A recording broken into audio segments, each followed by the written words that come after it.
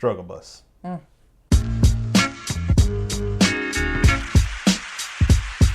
Well, here we are, Miss Pengrino.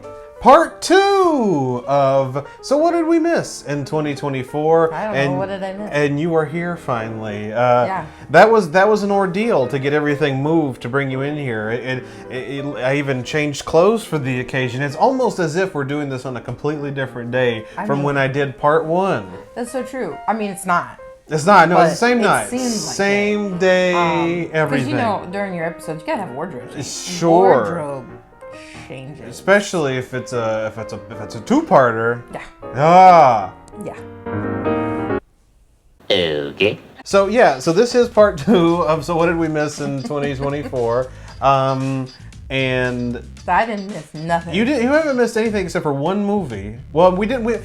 Technically, the title of this is wrong because we didn't miss any movie. Well, we missed a lot of movies, but we didn't miss things we saw but didn't review. That's right. The so concept. What did you miss? Exactly. The concept is movies that we saw but didn't do a get real on, and this list gets shorter and shorter every year because we tend to review. We're pretty good about reviewing every movie that we do. Not to mention movies just don't come out like they used to. Well, we don't want to see as many either. Yeah. We don't. That's true. I think it's funny because when we first started Get Real, doing it together, I think we were a lot more open to movies, but as we've gotten more critical of films, when a film comes out, we're just like, meh, unless it really impacts us We somehow. really took our peak on this around COVID, and we had nothing better to do than go watch movies. Well, that's the thing. Yeah, I mean that's why I started Get Real.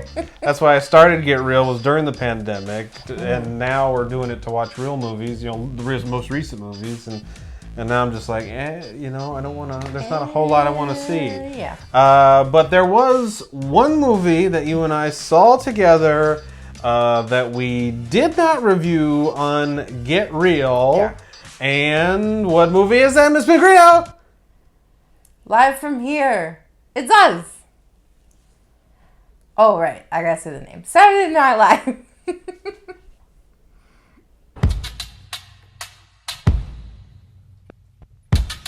So, big night. Well, you were partially right. The movie is called Saturday Night. It's not Saturday Night Live, but it is. I'm bad with names, guys. It is the movie based on the very first episode of Saturday Night Live and how that show came to be. Very interesting. I like the concept. It came out just in time for the 50th anniversary. Miss Pengrino, what did you think of Saturday Night? A lot came out for the 50th anniversary. Huh? A lot came out for the 50th anniversary. I suppose. That shirt, buttons, pins. Okay. I did not know that. Miss Pengrino, what did you think of Saturday Night? Because you didn't want to see this movie. I didn't. We didn't see it in theaters, I should point out. We saw it on Blu-ray. I have it on Blu-ray. Let me preface this in saying Saturday Night is live, the show, is kind of a catch-22 for me. Sometimes I love it because it's so much, but then sometimes it's so much, it's overwhelming. Does that make sense? Sure. And for me, since I was a kid, I have been a dedicated viewer, and I tune in every single week. I have watched from when I was born, the Chris Farley, Dana Carvey, Adam Sandler era right up until now with. I don't know. There's nobody legendary yet in this particular cast. Yes, everybody who's in it now. I know there's people in it, but Marcelo Hernandez, Chloe Fineman, they're more comedians than they are actors. Well, no. My point is like they're not. You can't name the era after the cast members because they're not famous and popular enough to definitely do that. Fair enough. Well, the Bowen Yang era, I'll do that. There you go. He's good. Like him. He's in Wicked. And Keenan. Keenan's been on since before any of us were born. He has all the eras. He was on Saturday Night Live before it was even on the air. A lot of people don't know that. Yeah. Anyways, the reason I say that is because I felt like the movie kind of the same. Like it was a lot to take in. It was a lot to take in. And it wasn't kind even of question Did it all truly happen? Is it an over-exaggeration? Well, we're going to get into that, yeah. All those kind of things. Right. So, again, just like the show, it's a catch-22 for me, where I enjoy it to a point, and then at some point it becomes a little much. Understood. I thoroughly enjoyed the movie. Thoroughly enjoy the show. And I thoroughly enjoy the show. I enjoyed the movie. I will say that it was a little over the top, especially when you know the history of this, and it's. I don't know it. And it's not like another historical movie that I love, Gettysburg. Yeah. Where everybody who fought at Gettysburg is dead now. You can't really get their accounts of how this particular thing happened, where everybody from Saturday Night Live, with the exception of from that first episode, for the exception of John Belushi and Gilda Radner, they're still around, and so you can ask them how this happened. Did it really happen this way? And so you can really get the insight that way. I think that's kind of my thing when it comes to these movies that are meant to be like telling you the backstory. I get it's Saturday Night Live. You still want it to be kooky crazy, two wild and crazy guys. Oh, that's the characters. Oh, God, I'm all caught up in my court. We are two wild and crazy guys. You still want it to kind of be that, but like, I don't know, I expect these kind of movies to focus more on like the true story. Does that make sense? Well, right. Maybe I'm not explaining myself well enough. What you're saying is, but see, that's the thing, is that if you told the story completely as truth, it wouldn't be as interesting. You wouldn't go see. It wouldn't be enough to go see the movie at that point. I don't know. People who are history buffs like you would. Well, yeah, but I mean, even as a history buff, even as a history buff, I like a little entertainment thrown in with my truth. So I get it. Yeah, huh? Thrown in? No, thrown in. I said it right. Okay. Nice try. I'm pretty sure you said throwed, but okay. Bullshit. But I like the little, little tweaks here and there to make it more interesting. Tchotchkes. We'll talk more about that, but the first thing I want to talk about is the performances themselves. All the cast members of the film who played the cast members of the original Saturday Night Live cast, as well as Lorne Michaels, I thought they did a really good job. I thought that they really personified the characters. They didn't sound like the characters. They looked similar to them. They really did. They looked very similar. But they also got their personalities down, and so that, because like especially the guy that played Chevy Chase, I don't know their names. I apologize. These are like newcomers, and I don't really know who they are. I apologize for that. But the fact is that like the guy that played Chevy Chase, because Chevy Chase has always been pretty much an arrogant jerk. His entire life, he's been career anyway. He's been an arrogant jerk, and so that air of arrogance that he had throughout the whole film. Yeah. Hope this isn't the only thing getting sucked on this weekend, boys. Jesus, you guys look like the cast of Godfather if it was shot in Alabama. And then John Belushi was trouble. He was always irritated and irritating. And because of that, like the guy that played John Belushi in that movie really pulled him off well. Like he was just that grumbly, like out of control butthead. Yeah, that John Belushi was. But so like the performances themselves, I thought they were really good. Was there any like performance that stood out for you, or? Not particularly. It's really. This must just be a me thing. It's really hard when I know who the characters are supposed to be. And I want to see them, but obviously these people are in their what now? 70s? Some 70s. Between 60 and 70s? Some 70s, some 80s. It's so hard. Like, yes, good. I don't know. Just the originals. You can't beat the original. I suppose if I had to, like, pick one, probably the guy who played Dan Aykroyd. I agree. Yeah, because Dan Aykroyd was kind of like, back in the day, was kind of like he was also like a free spirit, kind of like this, I go with the flow, I do what I want type of thing. And that guy really personified that really well with him. So yeah, I applaud the performances. J.K. Simmons as Milton Berle, that was the funniest thing. Because Milton Berle in real life was pretty much kind of a jackass. And J.K. Simmons can always play a jackass really good. Who the fuck are you, kid?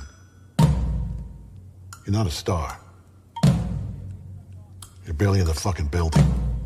So I enjoyed his take on that. And you're not J.K.? No, oh, Oh, there's jokes in this episode, folks. There's jokes. Because, you know, he subjects me to dad jokes all There's the time. jokes. You sure about that? Hey, what do you call a security system from the Roman era? Surveillance. I don't think I did that joke right, but I don't think so, because I don't really get it. What do you call a royal security system? Surveillance. Oh, brother, this guy stinks! I still don't get it. Go to just cut. Willem Dafoe was in the movie. He played David Tebbutt, and again, his character was exaggerated, but Willem Dafoe can play the enemy in any film perfectly. See, but again, I like him for him, not who he's playing. Well, because you don't know. Well, the guy who's playing, nobody here, none of us know who he is. He was an NBC executive at the time who, in the movie, is championing for SNL to fail, which was not true. And we're going to get into all of that here in just a bit. But yeah, he just played such a jackass character, and it was just great. Did you notice you like all the jackasses? I love jackasses. Surprise, motherfucker. But that's true, because I love Jim Henson? Well, Jim Henson was great. I mean, did you notice? It's funny you bring him up. Yeah. Did you notice that the same actor who played Jim Henson played Andy Kaufman in the movie too? Did you realize that? No. Yeah, I have his name written down here. I did write his name down. Nicholas. He played Jimmy Braun. Right, Nicholas Braun. I wanted to bring him up. Yeah, he played dual roles in the movie. Now I don't know if that was on purpose or if they were like, we are running out of budget and time. You're doing both, bud. Will you play both characters? I don't know how that came about, but I'm so happy that he did because that was great. Yeah, same guy played Jim Henson, played Andy Kaufman. I should have noticed that. Huh? I feel like I should have noticed that. I didn't. I thought there was something odd, and then I went and looked up the cast afterwards. I'm like, oh, that makes sense. This guy played them both. I'm just going to keep blaming it on seizure brain. Sure, your seizure brain is what did it. I can't tell if that was the same person. And what's interesting about, we mentioned, because the two big stars of the movie that are in the movie, they're not like the main characters of the movie, but J.K. Simmons is in it and Willem Dafoe, both of which have actually hosted SNL in real life. They have. So little fun fact there for you. Fun fact. Yeah, both only once, but both have hosted. They're not a member of the Five Members Club. The Five Timers Club. Yeah, they're not. What the fuck is it they're called? not. There's some that's getting close though. There's Dave Chappelle, Chris Rock. Ooh. There's a lot of them getting pretty close there. But now let's talk about what was real versus what was not real. I don't know. That's kind of lame. So, throughout the movie, it's like crunch time, and it is kind of a dramatic thing leading right up until the time of the show. John Belushi refused to sign his contract to be a cast member on the show. They were not going to let him be a cast member on the show unless he signed his contract. That actually did happen in real life. John Belushi refused. He wasn't sure he wanted to do this. Do we know why? Because he was John Belushi. He didn't like to be held down, and he also thought that this was kind of a stupid thing. Because again, John Belushi was always irritated, and it was irritating. So that was kind of his personality. So he wasn't sure he wanted to do it, and literally just minutes before they went to air on October 11th, 1975. He signed the contract, and that really did happen. Insane. Okay, so not an exaggeration. No, Got it. No. It is true that they were putting things together right up till the very end. I can see that. They exaggerated it a little bit, but they literally were trying to find things, figure out where things were supposed to go, how things were supposed to work. Right up until 11:30 that night, and so it was chaotic, but they got through it just fine. Right. But yeah, so there was a little all of that going on. Chevy Chase really did try to sneak his girlfriend or fiance, Jacqueline Carlin, of that time. Yeah. At that time, he would try to sneak her into sketches. And it was for fun, because everybody loves Chevy. It wasn't for any nefarious. He was just having fun. But that was a real thing that he would do, try to sneak her into sketches and things. But she's not an actor or nothing. No, not that I'm aware of. And they're not even together anymore. They broke up shortly after he left SNL. Oh, of course. A few years after that. So the person he's married to now is not the same girl. But so those are some truths. And the overall story itself is true. You know, the way that it was built out, it is true. But some of the things that are... So, like, the point that did they think it was going to work, this show? SNL? Well, I mean, that nobody knew. Even after the first show aired, nobody knew if it was going to work for good. I don't think, if you'd ask anybody in 1975, did they think this show would still be on the air 50 years later, they would all say, no, SNL would not be on 50 years later. Yeah. But here we are. Here we are. So, yeah, so there was a lot of, like, nerve-wracking, chaotic energy, but to say that it was like a disaster, because they kind of pinned it off like it was a complete disaster right up until time to air, wasn't that bad. It wasn't that insane. It was just, just trying to, it's trying to prep for something that you've never done before, and it was simple as that. I don't know what I'm doing. Now, some of the things that were fake, Belushi fighting everybody, like he was like trying to pick fights with everyone, that was not real. As far as I know, there was only one like physical altercation in SNL's, well, maybe not in SNL's history, but the one that stands out, especially during the original era. And that was when Chevy Chase came back to host for the very first time. By that point, Bill Murray had become a cast member and kind of taken his place. And they got into a fist fight because basically Chevy was like, you're only here because I'm not here.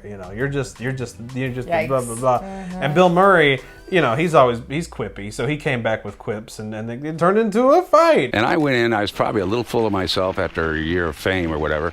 I think that Billy probably wanted to knock me down a couple of rungs, and I think he wanted to take me on. So that's the only one that I know of. That's for reals. Right. But Belushi was kind of aggressive in personality-wise towards So they people. took it out on him. Yeah, basically. Poor Belushi. Well, that's the way it rolls. How do you know Belushi? That's what they used to call him. How'd you know that? Oh, I just shortened his name. And then after he passed away, they started calling Jim Belushi that. They still call him Belushi to this day. I just shortened his name. Damn, that was spot on. Holy shit. You're welcome. Bitch, are you for real? Milton Berle, again, J.K. Simmons plays Milton Berle in this movie, and it's proposed that Milton Berle was hanging around the studio up until it was time for the show to start. Like, he was there for that first episode, just hanging around, and then he gets into a verbal altercation with Chevy Chase. That's depicted in the movie. That is bullshit. That never happened. Milton Berle did come down and host the show at some point during the run, in those first 5 years. Yeah. But he was not there for the first show, and as far as I know, he and Chevy Chase never had any kind of meeting, or if they did, it was fine. Like, I don't know. That was just for funsies. That was for sure. Just for funsies. He did not. Yeah. There was no indication that Chevy Chase and Milton Berle hated each other. And finally, David Tebbutt, who is Willem Dafoe's character in the movie. We talked about this a little bit. He's portrayed as championing for the show to fail. He wants Saturday Night Live to fail. And it's even kind of hinted that maybe like Johnny Carson is with him on that. Because see, the only reason they threatened to play reruns of Johnny Carson Tonight Show. That's right. Yeah. Well, see, they were doing that right up until SNL's the SNL days. Like, the Tonight Show starring Johnny Carson was new throughout the week, and then they would play best of episodes on the weekends. Mm-hmm. Johnny felt that he was starting to get overexposed, so he talked to NBC and was like, "Look, can you make something to play on Saturday night so that we're not doing this every night?" And then that's when they came up with this idea of a late night sketch comedy show, Enter Saturday Night Live. So SNL would not exist without Johnny Carson. A lot of people don't know that. But Johnny Carson did not hate the show. He really didn't have any feelings about it at all. He did like a lot of the cast members. He just wanted something to fill in. Him. He did like the show, and he liked a lot of the cast, but he always loved Chevy Chase. Chevy Chase was on his show all the time. After his tenure there, so I think he enjoyed it, but like it kind of just seemed like everyone was against them, and it really wasn't. The odds were kind of against SNL, and because of if the audience was going to like it, and if it would be, it was a gamble. It was kind of like the first of its kind of its show, right? It was, it was a huge gamble. It was a huge gamble, but nobody at NBC was like against them, and especially not David Tebbutt, who was actually very the Tibbet. I don't know how to pronounce it. I think it's Tibbet, but I don't know. He was very supportive. So that was all horse manure. But yeah, and I'm sure there's other things I'm missing here, but those are the things that stood out to me. Yeah. That were real and fake. But overall, I thoroughly enjoyed Saturday Night. I thought it was a fun movie, a fun glimpse into the past of SNL, especially as we close in on 50 years here. What did you think? I enjoyed it. I'm not saying I didn't. But it's not something that's going to be like my go-to to go watch. I'm not going to want to necessarily watch it again. That's the thing is I don't really remember those first few those first seasons and stuff of Saturday Night Live. Well, we've watched them before. We have, but it's not like you grew up with like that. I didn't. Like, we didn't watch that. Sure. Most of the episodes I remember are like Adam Sandler and David Spade kind of episodes. Well, those are the episodes I remember. I just went back and watched the 70s. But you did. But you went back and like got invested in them. I didn't care to go get invested in them. And so this, I think, is a great movie for people who like are totally invested in the whole kit and caboodle of Saturday Night Live. The whole SNL lore. The whole SNL lore. I'm not saying that as an SNL fan you wouldn't like it just in general. It's just you got to be a fan of the whole kit and caboodle to like super enjoy it. I think. Sure. Well, and that's a good point because even though I bought it on Blu-ray. I had it pre-ordered and got it on Blu-ray. I enjoyed it. It's like you said, it's not one I'm going to go back to all the time and watch. It was a good watch, and I'm glad I own it on Blu-ray because I think it was a very good film. But yeah, it's just, it is what it is. It's not like the TV show itself where you go back and watch episodes over and over and over and over again. Exactly. And that leads to the big question, Miss Pengrino, would you recommend Saturday Night? Yeah, I mean, it's still a good show. Movie. Sorry. It's still a good movie, especially if you do enjoy Saturday Night Live. If you don't give a crap about Saturday Night Live, no, it's not worth your time because you don't care. Yeah. But if you enjoy the TV show that's been on for evs, you would enjoy the movie. It is something worth a watch. And I also would recommend Saturday Night. I think it was a really good film, obviously some exaggerated, but again, in order to make a compelling film, you have to do some exaggerating. But overall, I did think it was a good film. I think it was one that everyone should at least see once. It's on Netflix now. The Blu-ray is out, so, do what you want with it there. But yeah, I recommend it. I think it would be a great movie to see. It's definitely, it may be a one-time good see, but it is a good see. Yeah. It's not like you're wasting your time. I agree with this statement. So, Saturday Night. That's not tonight. It's only Tuesday.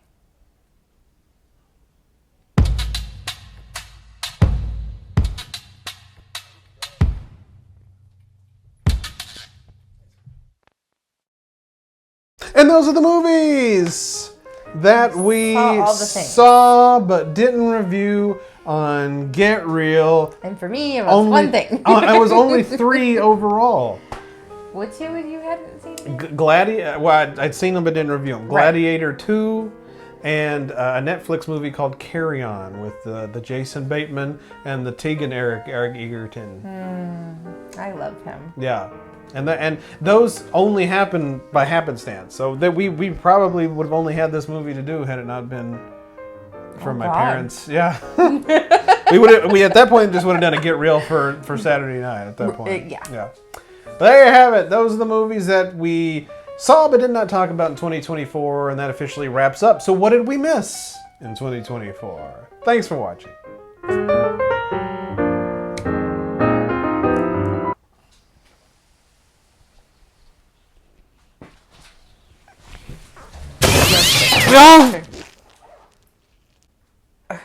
I'm hurt.